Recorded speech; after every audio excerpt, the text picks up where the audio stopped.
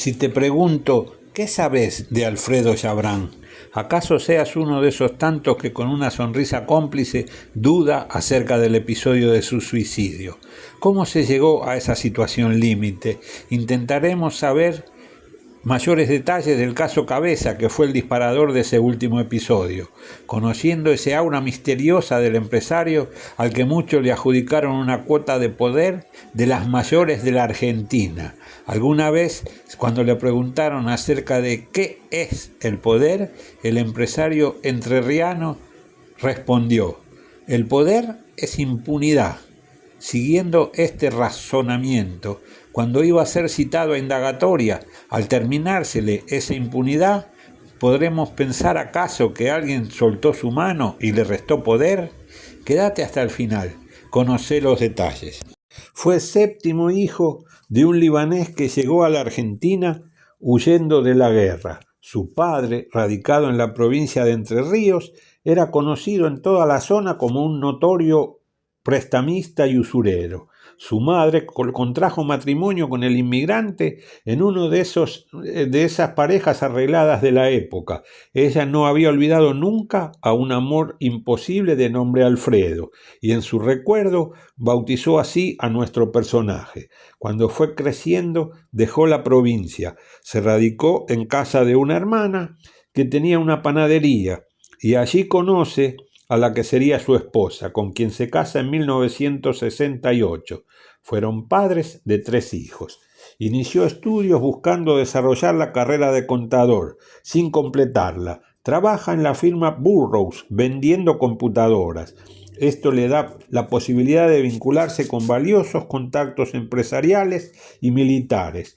En un momento dado lo despiden y esto le hace percibir una indemnización a la que suma un importante aporte de su padre para intentar suerte en su primera gran empresa, Ocasa, un transporte de caudales Juncadela. En términos en los que se desregula el mercado postal, son para él la causa de un notorio crecimiento empresarial. Se vincula con Víctor Dinamarca, uno de los represores del campo de concentración conocido como el Vesubio. Establece un grupo de custodios que tendrán importancia vital en el resto de la historia.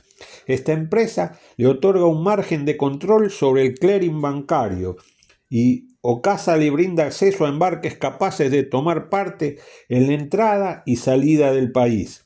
Si bien no era una empresa exclusiva, fue concentrando en su torno buena parte del mercado. Los competidores recibían ofertas que tenían el tono de ultimátum. ¿Me comprás o te compro?, solía decirles. Aquellos que se negaban a vender sufrían apretadas del agente de seguridad de Chabrán, que empleaban métodos convincentes. Sin que se haya probado transgresión alguna, circularon rumores que nunca llegaron a acusaciones concretas, en los que las cintas transportadoras rodaban envíos misteriosos relacionados con el mundo de la droga y el tráfico de armas. Ya en la década del 90, el nombre de Alfredo Chabrán había cobrado notoriedad en mayor medida que su imagen.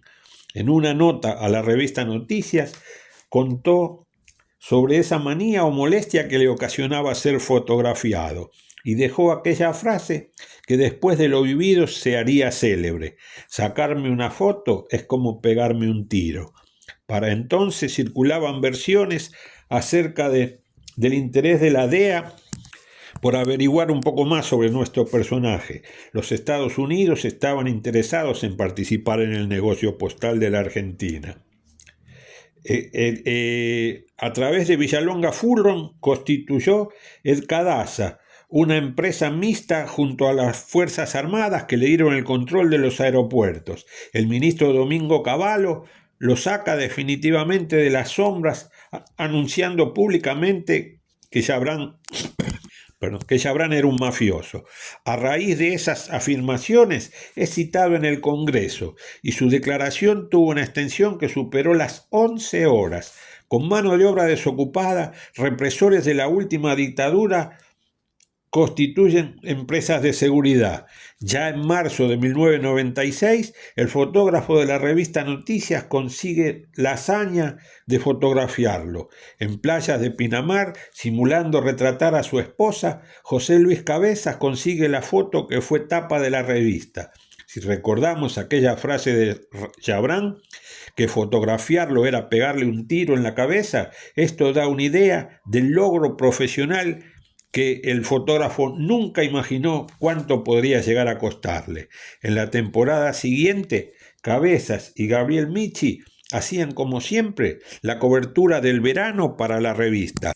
Cuando esa mañana de enero de 1997 apareció un auto incendiado en aquella cava de Pinamar, viendo que había un cuerpo en su interior, fuimos sabiendo cosas. Era un hombre maniatado y el cadáver tenía 2 tiros. El fuego era un modo para demorar y entorpecer las investigaciones. Identificado, supimos que se trataba de José Luis Cabezas, aquel fotógrafo de la revista Noticias, el atrevido que había fotografiado al empresario misterioso. Supimos que Michi, el periodista, y él cubrían la fiesta de cumpleaños de Andreani, curiosamente también empresario postal. Sin imaginar siquiera lo que vendría, su compañero se retiró un rato antes.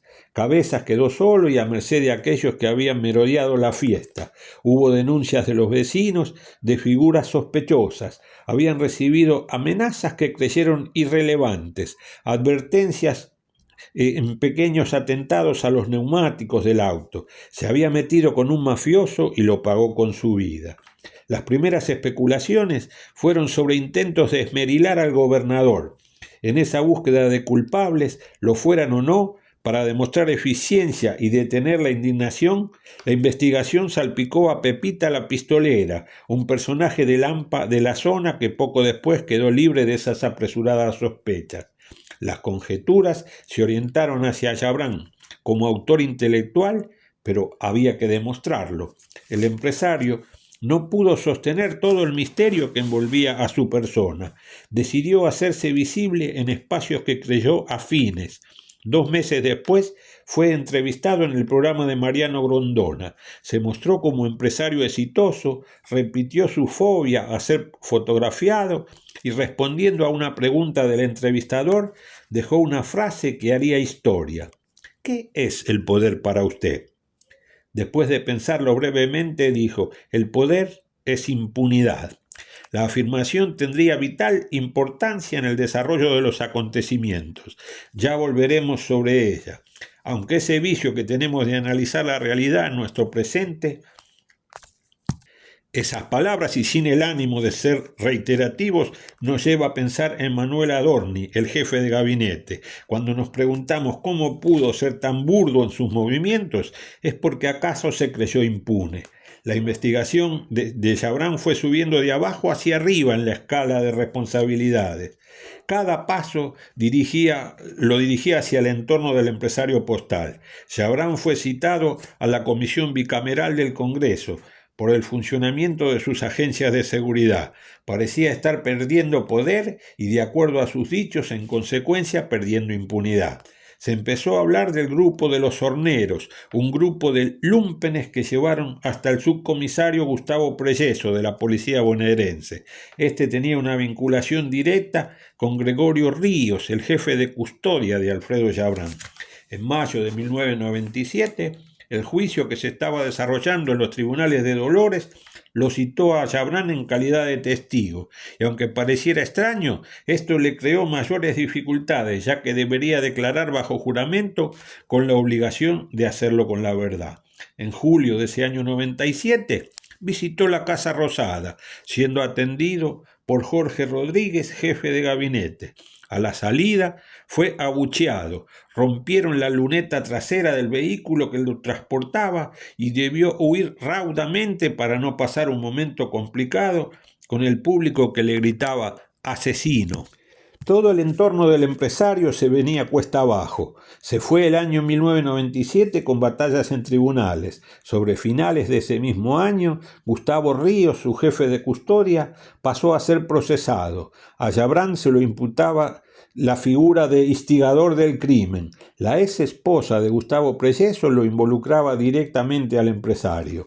En abril de 1998 visitó una de sus estancias en la provincia de Entre Ríos. Le dijo al personal que fueran buscando otro empleo porque pasarían cosas. En mayo se dictó su captura. Pasó de estar prófugo diciendo antes a sus allegados que nadie vería una foto suya esposado. Aquí no pudimos resistir en este 2026 buscar con alguna ayudita de la tecnología, elaborarla solo como una curiosidad. Finalmente hubo una llamada anónima avisando que aquella estancia de la zona de San Antonio en Entre Ríos hallarían el cadáver de un hombre. Algunos especulaban que el llamado lo hizo él mismo. Los recibe el casero que niega la presencia allí del empresario. Les permite el ingreso para verificar, con la excepción de un solo cuarto que estaba cerrado, y él negó tener su llave. Dijo que era un cuarto familiar donde los Chabrán guardaban pertenencias. Parecía haber una llave puesta del lado interior.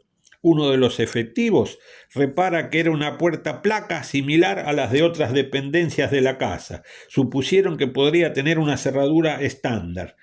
Prueban con éxito una llave de otra puerta y cuando la introducen se escucha caer la del interior. Gira correctamente y consiguen la apertura. Hallan el cuerpo de un hombre tirado boca abajo en medio de un gran charco de sangre a la altura de su cabeza. El cuerpo aprisionaba una escopeta de caza. Se había puesto el caño en la boca, disparando hasta quitarse la vida. Los perdigones le habían desfigurado el rostro. Todo hacía suponer que ese había sido el fin de aquel empresario archipoderoso, el que definió con acierto al poder como impunidad. ¿Acaso esto le hizo creer que todo estaba permitido para él? O tal vez una paulatina pérdida del poder lo llevó a perder esa impunidad. Encontraron 2 cartas sobre la mesa, una dirigida a su secretaria con instrucciones y la típica dirigida al señor juez. Los destrozos que desfiguraron sus facciones desataron sentimientos de desconfianza. Imaginaron que era parte de un plan perverso para recuperar la impunidad perdida. Por supuesto que hubo pericias que confirmaron que el cadáver era el de Alfredo Chabrán. Ya estaba en uso la técnica del ADN que brinda certezas superiores al 99%. Pero está claro que los informes no fallan ni admiten duda alguna, pero también que aquellos que alimentan dudas sugieren que sí pueden comprarse las voluntades de aquellos que los hacen los informes. Suman nuevos argumentos a sus elucubraciones. Nunca se halló el teléfono satelital que utilizaba el empresario, cerrando así caminos para la investigación. Pocos días antes, el propio Chabrán le regaló un libro con un contenido muy curioso a un allegado. Es una novela que tiene por nombre El Socio. El autor es John Grisham y publicada poco antes tiene como sinopsis la historia de un empresario que muere en un accidente de tránsito en el que su cuerpo aparece calcinado. 6 semanas después de su muerte, de las cuentas de su empresa desaparecen $90 millones y esto hace sospechar a sus socios que estaría con vida y disfrutándolos desde el anonimato.